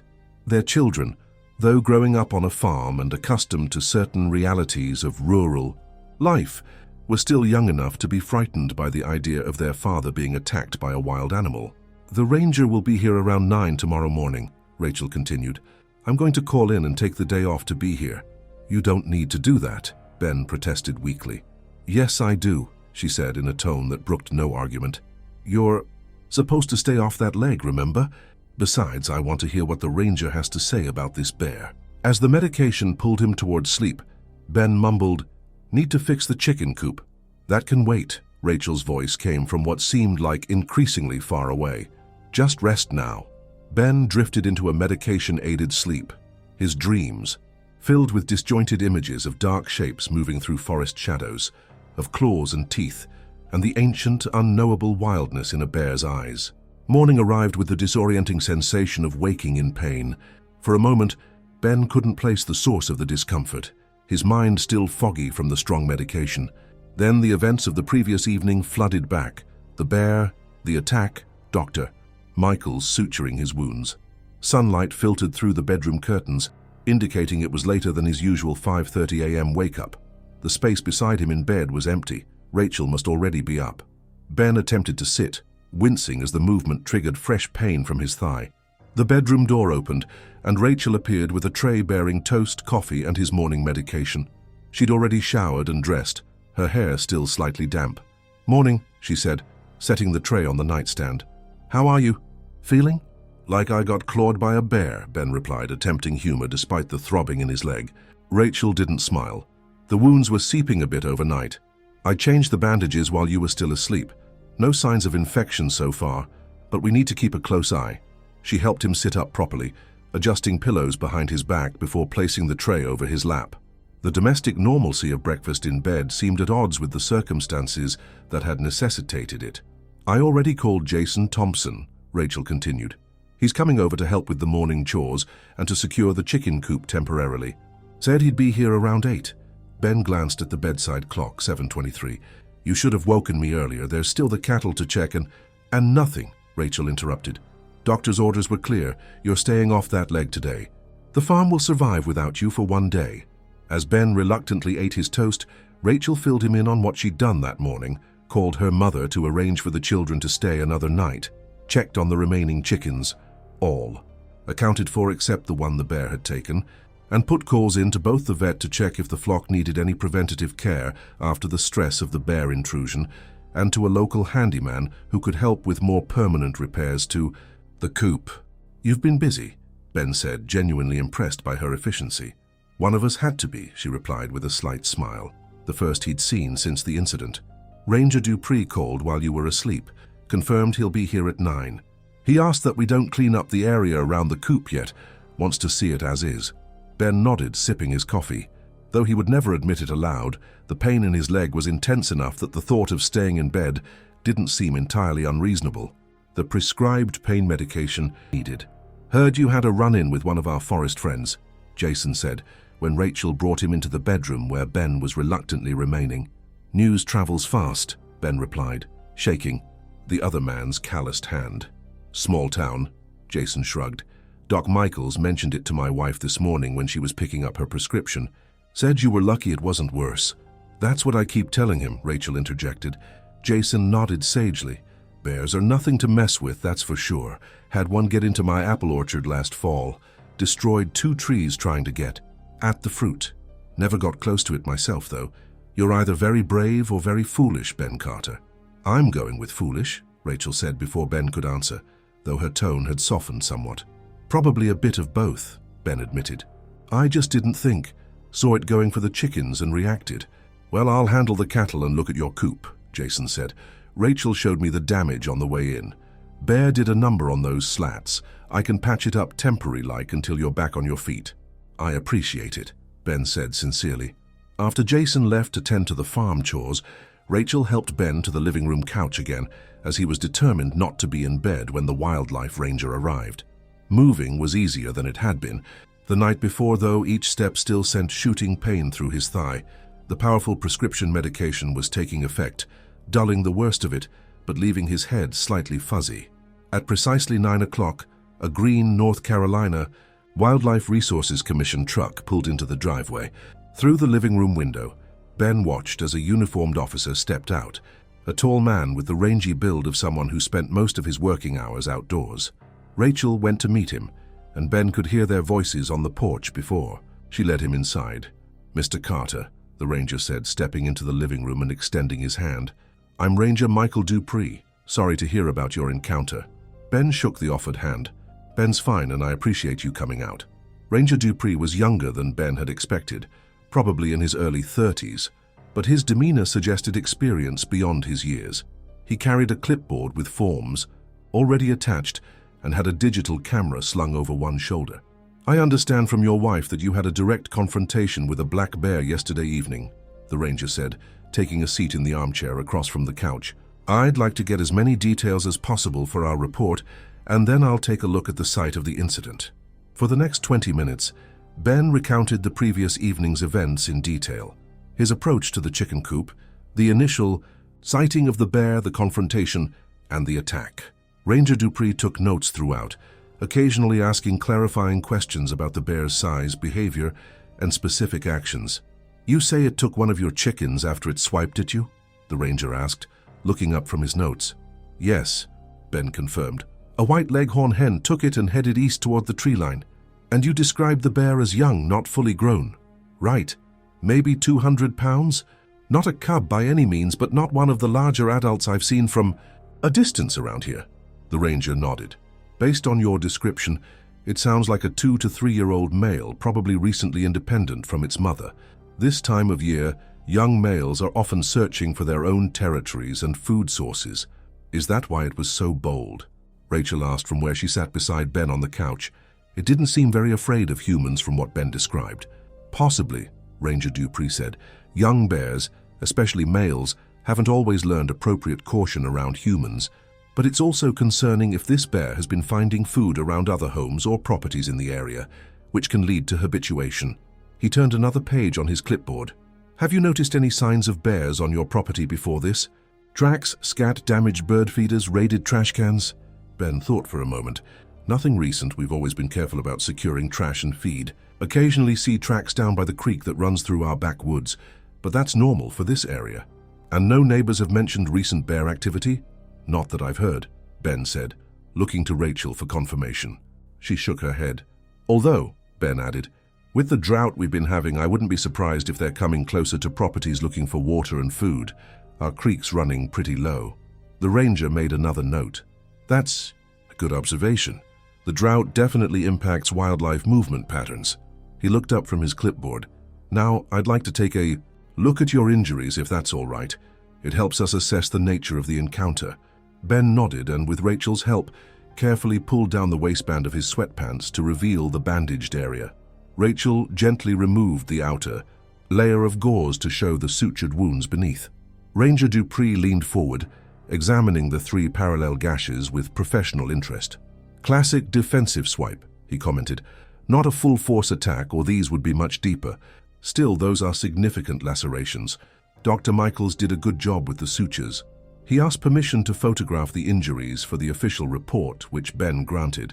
After taking several pictures from different angles, the ranger helped Rachel replace the bandages. "Now I'd like to examine the site of the encounter and the damaged coupe, if that's okay." "Of course," Rachel said. "I can show you."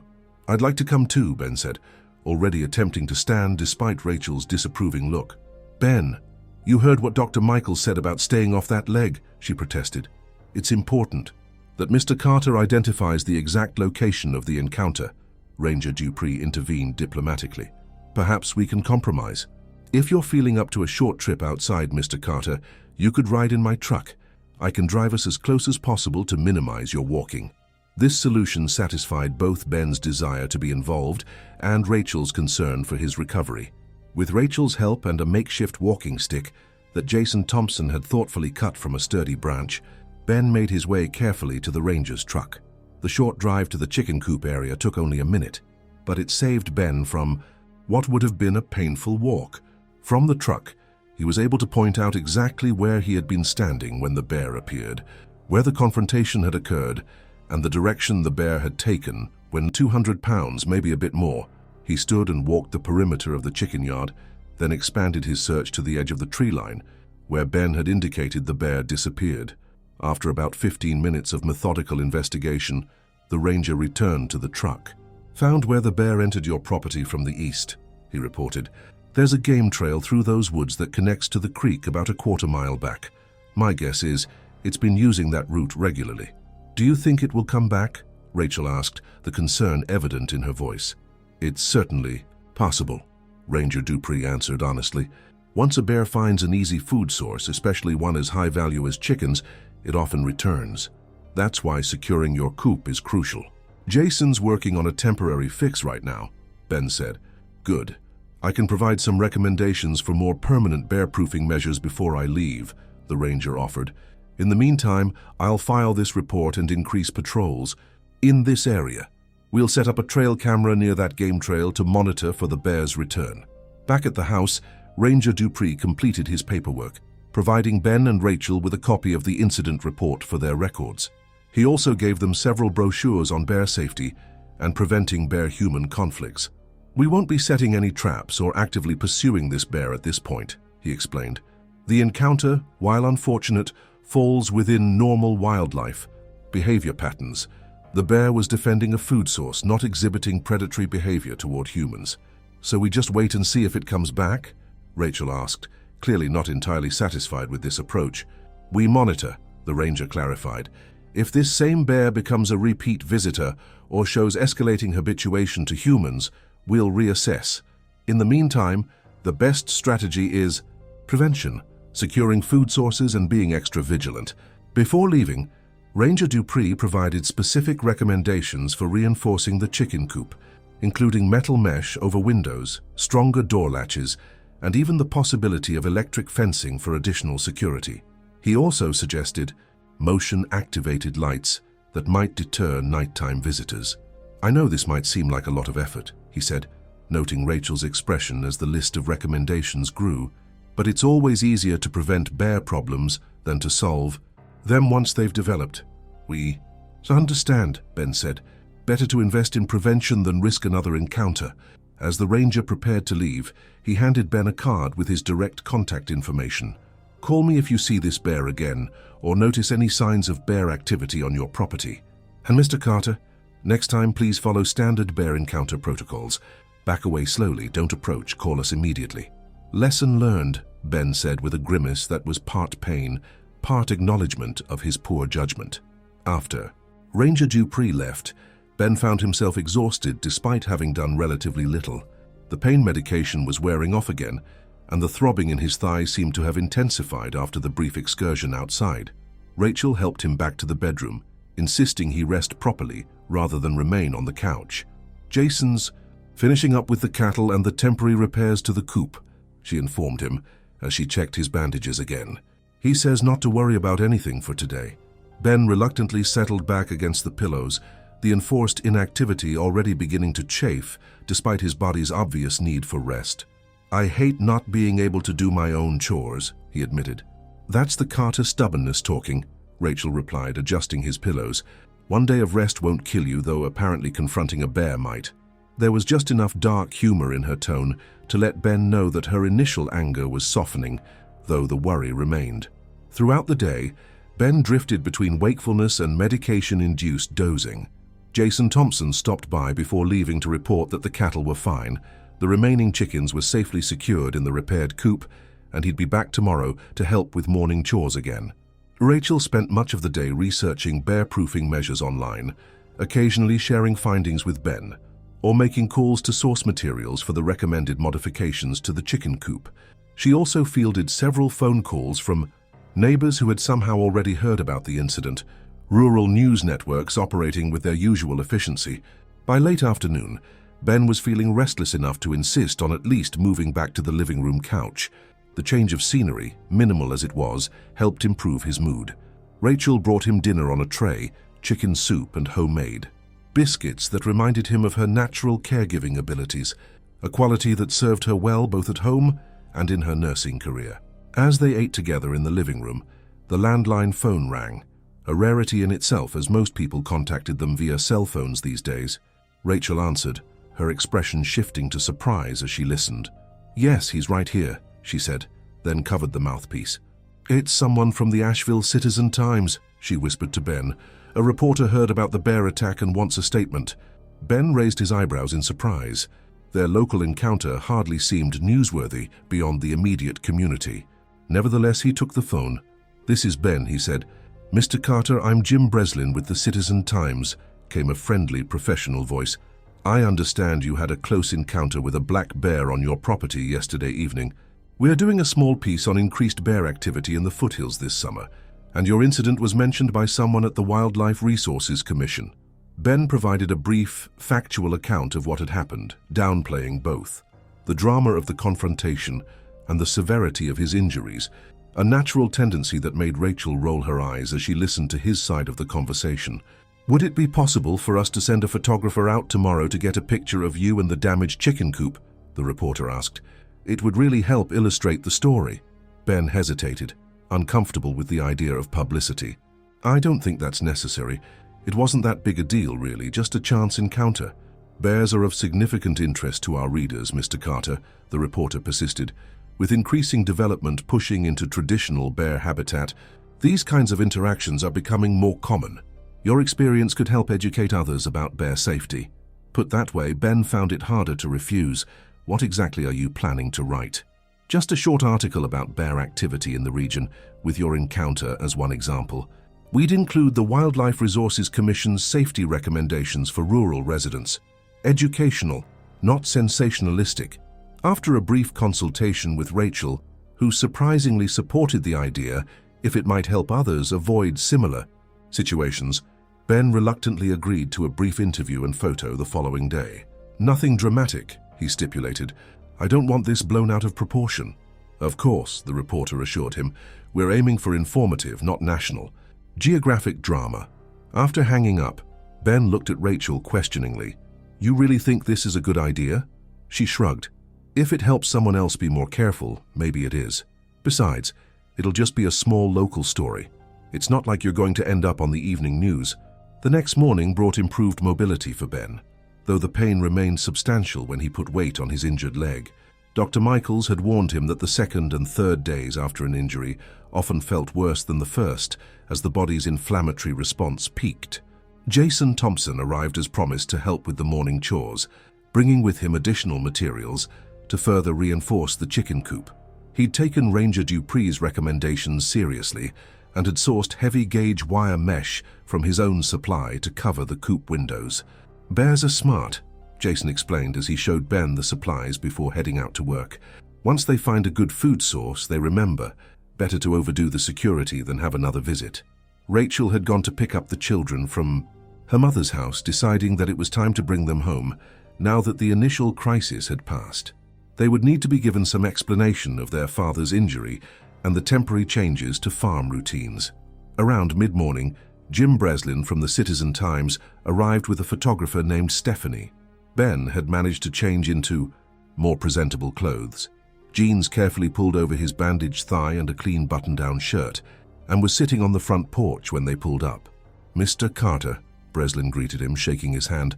"Thank you for agreeing to talk with us. How's the leg today?" "Been better," Ben admitted, "but I'll heal." The interview was relatively brief, with Breslin asking questions about the encounter, Ben's history with bears on the property, and his thoughts on the increasing bear population in the region. True to his word, the reporter kept the focus on educational aspects rather than sensationalizing the attack.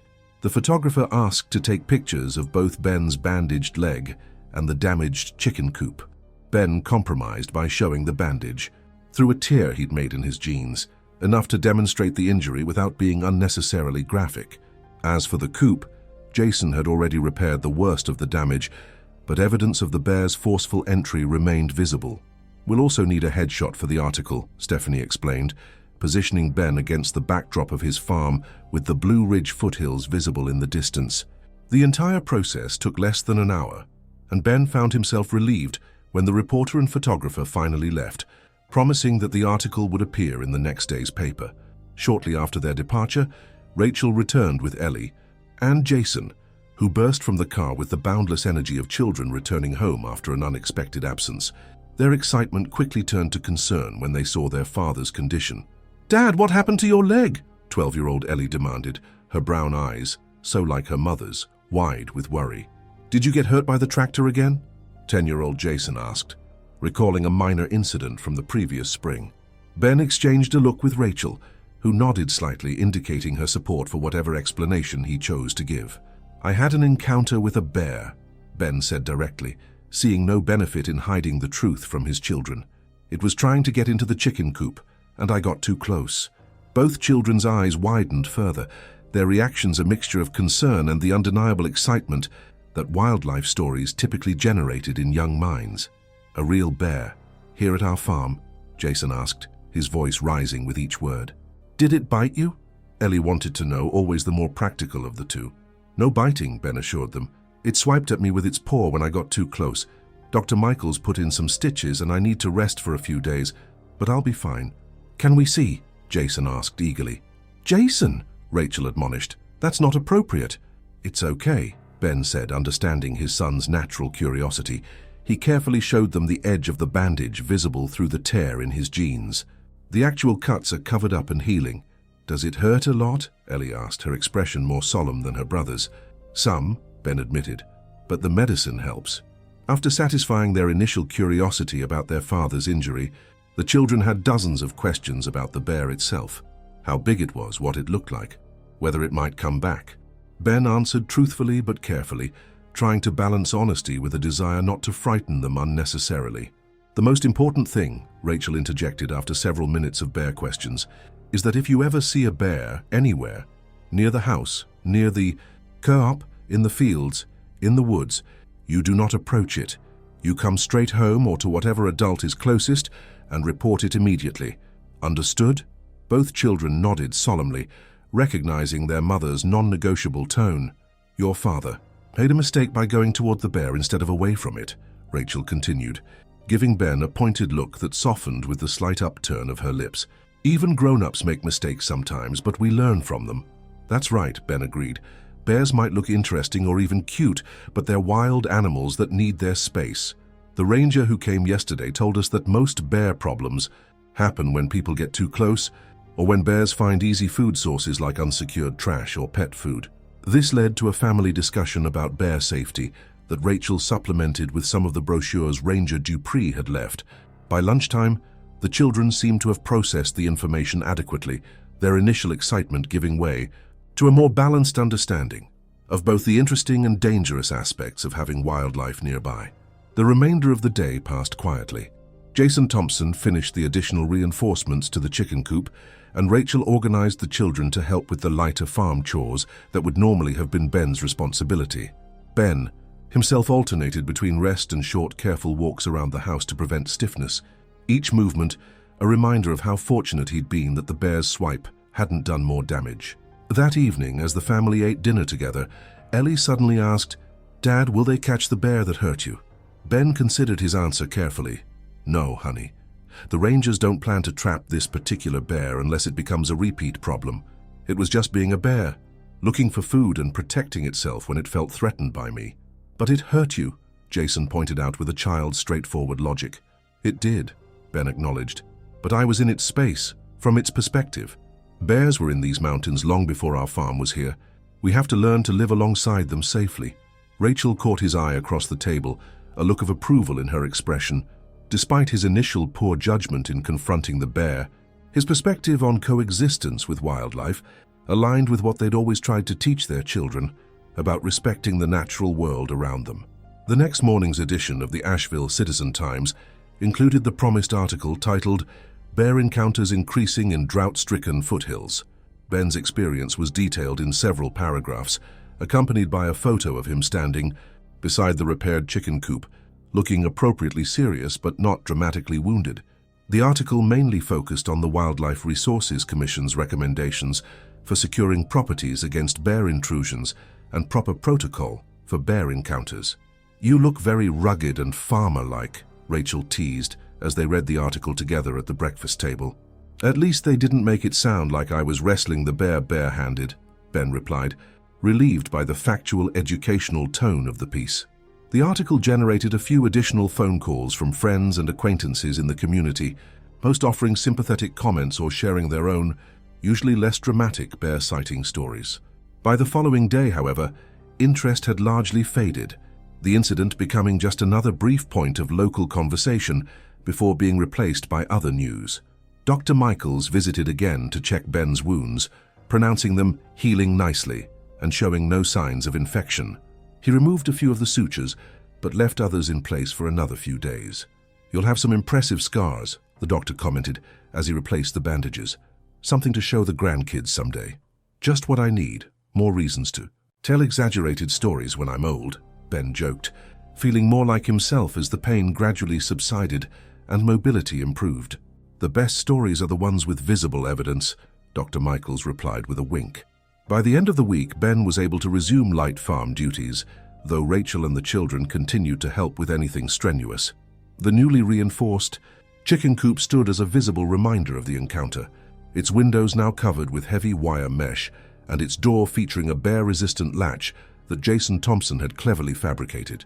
Ranger Dupree called once to check on Ben's recovery and to report that the trail camera they'd installed had captured images of what appeared to be the same young male bear passing through the area, but it had not approached the farm buildings again.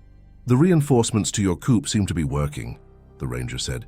"If the bear checked it out and found it too difficult to access, it would likely move on to easier food sources." "Good to hear," Ben replied. "We've been extra vigilant about securing everything around here." 2 weeks after the encounter, the last of Ben's sutures were removed. The wounds had closed well, leaving 3 distinct red lines across his thigh that Dr. Michaels assured him would fade somewhat over time, but would always remain visible, a permanent souvenir of his bear encounter. As Ben's recovery progressed, the story of his bear encounter began to take on a different quality in local conversations. At the farmer's market, where he sold his eggs and seasonal produce, customers would sometimes ask to hear the story firsthand, their expressions a mixture of fascination and the particular satisfaction rural people often take in tales of wildlife interactions. Ben found himself sharing the experience with a growing sense of perspective, emphasizing not the danger or his pain, but the lessons learned about coexistence with the wild creatures that shared their mountain landscape. Each telling became less about the bear as adversary and more about the reminder of human vulnerability in wild spaces, a humility that Ben came to recognize he'd needed. The McDowell County Fair in late September provided perhaps the most public transformation of the story. As Ben stood talking with a group of fellow farmers near the livestock exhibitions, the bear encounter inevitably came up in conversation. "Heard you had a run-in with one of our mountain neighbors this summer, Ben," said Frank Wilson, an older farmer from the north end of the county. "News travels fast around here," Ben replied, with a good-natured shake of his head. Not much happens in McDowell County, Frank laughed. A bear attacking a farmer is practically headline news. It wasn't really an attack, Ben clarified, conscious of Rachel standing nearby with Ellie and Jason. More of a misunderstanding between species. I got too close, and it let me know that wasn't appreciated. Still got the scars though, right? Asked another farmer. Ben nodded. 3 nice parallel lines, my bear signature, Rachel calls it. This prompted laughter and led several others to share their own wildlife stories, most less dramatic, but all part of the collective rural experience of living alongside creatures that operated by different rules than humans. You know what I learned from it? Ben said as the conversation began to shift to other topics. I learned that there's a difference between respecting nature from a distance and truly understanding your place in it. That bear reminded me that we're not always at the top of the food chain out here. The remark was met with knowing nods from the gathered farmers, men and women who live daily with the realities of rural life, its beauties and dangers intertwined in ways that urban dwellers seldom experienced. Later, as Ben and his family walked through the fair's exhibition halls, Jason tugged at his father's sleeve. Dad, are you famous now because of the bear? Ben laughed, ruffling his son's hair. Hardly famous, buddy, just a farmer with a story. In a month or two, nobody will remember it happened. I don't think you'll forget it, Ellie observed with the perceptiveness that sometimes made her seem older than her 12 years. No, Ben agreed, unconsciously rubbing his thigh where the healing scars still occasionally itched. I don't suppose I will. As they continued through the fair, Ben found himself scanning the distant tree line visible beyond the fairgrounds, not out of fear, but with a newfound awareness. Somewhere in those woods, the bear that had marked him was going about its bear life, perhaps preparing for the coming winter, unaware of its role in Ben's story or of how it had changed his perspective. The encounter had lasted less than 5 minutes of his life, had generated a small newspaper article, and a few weeks of local interest, and would eventually fade from community memory. But the 3 parallel scars on Ben's thigh would remain, a permanent reminder of a moment when the carefully maintained boundary between human space and wild space had temporarily dissolved, leaving him with a visceral understanding of his place in the natural order that no book or documentary could have provided. As autumn progressed and the Blue Ridge foothills began their annual transformation into a patchwork of reds and golds, life at Maple Creek Farm returned fully to its normal rhythms. The reinforced chicken coop stood as perhaps the only visible evidence of that summer evening's events, its sturdy construction a practical legacy of the encounter. The bear was not seen again on their property, though occasionally tracks were spotted near the creek that ran through the backwoods. Each discovery prompted appropriate caution, but no longer generated fear, just respect for an unseen neighbor, with whom they shared the landscape, if not always harmoniously. On particularly quiet evenings, when the children were occupied elsewhere and farm chores were complete, Ben sometimes found himself standing at the edge of his property, looking toward the tree line where the bear had disappeared that night. In those moments, the thin veneer of civilization seemed most transparent, the pretense of human dominion over the natural world at its most questionable. The bear, now existing in his mind as both specific animal and symbolic presence, had taken more than a chicken from Maple Creek Farm. It had taken a certain complacency, a taken-for-granted assumption of safety that Ben hadn't even realized he'd held until it was gone. And in exchange, it had left him with something valuable, a more honest relationship with the wild world that surrounded his domestic one, characterized not by fear, but by genuine respect for the ancient, unchanged wildness that persisted despite human attempts to order and control the landscape. The 3 scars on his thigh would fade somewhat with time, Dr. Michaels had promised, but Ben suspected, and in some way hoped, that they would never disappear completely. They were his personal reminder of a moment of truth, of the authentic connection between human and wild that occurred not through careful observation from a distance, but through direct, consequential encounter. As Ben watched the evening light fade over his fields, he thought of the bear moving through its own territory in the gathering darkness. Neither villain nor victim in the story they briefly shared, it remained simply itself, a creature of instinct and intelligence, hunger and power, indifferent to human concerns, yet inextricably linked to human experience in these mountains where their territories overlapped.